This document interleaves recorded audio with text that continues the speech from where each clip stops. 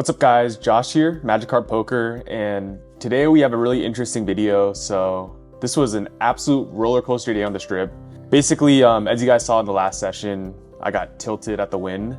Not my proudest moment, but honestly it was inevitable to run into some tilt just because that was an issue I used to have when I played poker as an unprofitable player. So basically the whole purpose of this grinder's journey is to see if I can really step my game up with the help of my coach Arrow Poker, one of the biggest crushers of the 2-5 streets in Vegas. The first session, I don't actually have any footage of it, unfortunately, but I'll just talk through my hands. So as I just came off this massive loss, I was really trying to play, tight, right, and aggressive and in position.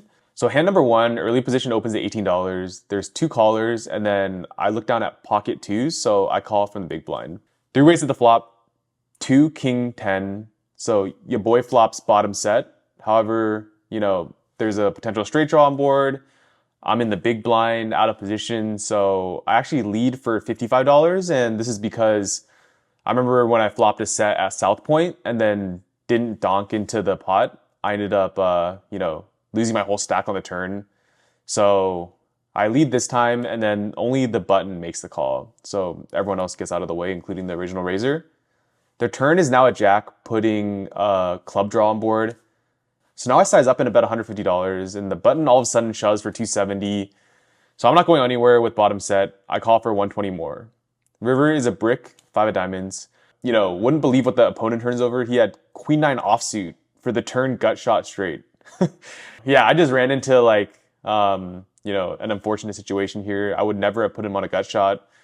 And the funny thing is, after he wins this hand off me, he just leaves. So basically just stacks me on one of the first hands I play and then just hits and run. Part of the game, I'm happy with my play, honestly. I don't think I misplayed it. But yeah, that was the first hand.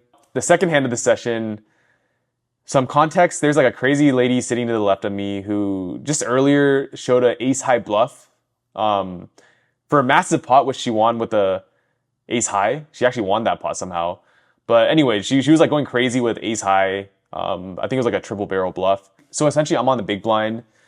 The crazy lady to my left under the gun limps. Middle position opens for $15.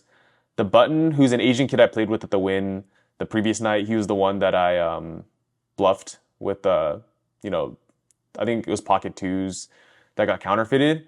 Anyways, I know this kid's like pretty aggressive, so he 3-bet to 35. I look down at ace king, big slick, offsuit, so I make the call. And then the limper, crazy lady, calls as well as the middle position. Flop comes ace 2-5, so we got top. Pretty safe board is rainbow, so I check.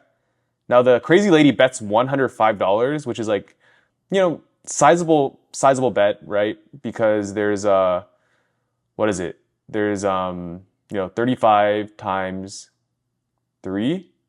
No, 35 times 4, right? So there's $140 in the pot already. So she's making like a 75% pot bet or 80%. I make the call going nowhere with a, top. And then the turn is out another 5.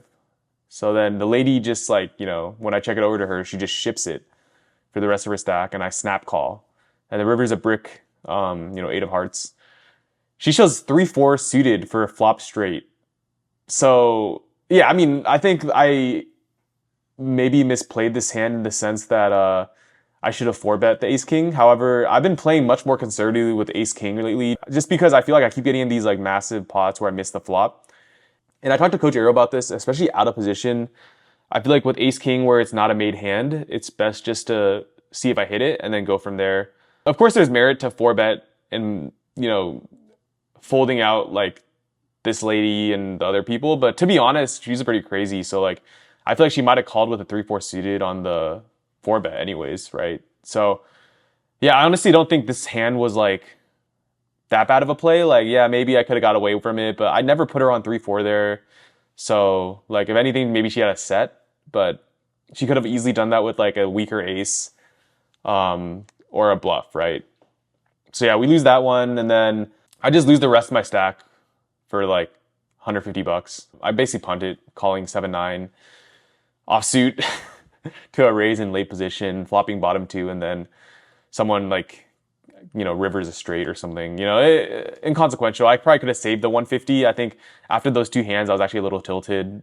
So yeah, I'd rate myself like 6 out of 10 on this session. I don't think I played that bad. I could have saved 150 at the end, but if I lose hands that way, I don't really think it's like the most atrocious play. Like maybe I could have made an exploitative fold on the ace king hand, but yeah, I'm not going anywhere with the set hand. So yeah, we lose that session. So that's 2 losses in a row. I lose $1,000 in this one. The first loss was almost $1,500 at the win last episode, and then this one I'm down 1,000, right? So swung down 2,500, basically wiping away all my gains from my first 6 wins. Flashback. Basically switching casinos. I'm currently at the win now. If my coach is still playing, I believe he's playing 2-5 right now, I'm gonna go shadow him and just watch how he plays. And then if I'm feeling better, I'm gonna try to play 1-3 here and hopefully just play better, right? In the 1-3 stakes, right? It's like, yeah, it sucks to lose like a few thousand, but the more important thing is just, this is a battle for myself. I'm just trying to be a profitable grinder as like a personal journey. And yeah, I think for me, it's just getting hours in, making the right plays, and that's all that I care about. Whenever I play badly, I just want to get back at it, not to win the money back, but just to make the right decision. So yeah, gonna go see Arrow hopefully, and then I'll check with you guys in a bit. End of Flashback. So that's just part of poker. Now I head over to the win to meet up with Coach Arrow, and then we just talk about these hands. It's really nice to have like the coach in the corner, just kind of keeping you centered, because going through these swings, right? Like fortunately, poker is not my full-time job, but I feel like it's tough to win 6 times and lose all your winnings in 2 sessions, but that's just part of the game. That's just part of being a grinder. Obviously, like part of it's play bad, part of it's run bad, but that's just poker, right?